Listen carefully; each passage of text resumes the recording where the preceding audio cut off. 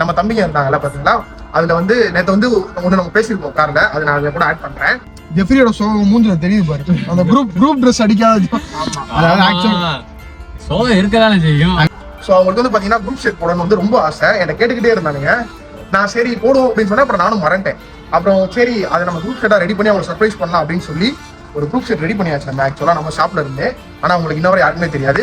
இந்த சர்ப்ரைஸ் பண்ணும்போது அவங்களோட ரியாக்ஷன்லாம் எப்படி இருக்குன்னு சொல்லி பார்ப்போம். வாங்க போலாம். அவன் வந்து கொஞ்சம் எப்படி சொல்றது, ஒரு கவர்ச்சியான உடையில இருக்கா, நான் பார்த்து செஞ்சுருவேன். ஸோ இப்போ பார்த்தீங்கன்னா நம்ம சர்ப்ரைஸ் பண்ண போகிறோம். இந்த ரியாக்ஷன் எப்படி இருக்குன்னு எனக்கே கொஞ்சம் எக்ஸைட்மெண்ட்டாக இருக்குது.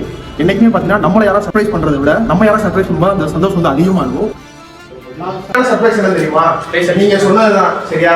என்னையா ஓவரா பேசுறானே தவிர பாம்ப வெளிய விட மாட்டேங்கிறானே. ஆனா அது என்னன்னு மட்டும் நீங்க கெஸ் பண்ணுங்க. நேத்து ஒரு விஷயம் என்ன சொன்னீங்கல, அது என்னன்னு மட்டும் கெஸ் பண்ணுங்க. காலையில இருந்து இதே தான் சொல்லிட்டு இருக்க, பாம்ப வெளியடியா பாப்போம். உண்மையிலே சொல்ல போனோம் அப்படின்னா யாருக்குமே இருக்கு, யாருக்குமே தெரியாது. அந்த கேமரா முன்னாடி ஒருத்தர் இருக்காங்க, அவன் மட்டும் தான் தெரியும் உங்களுக்கு.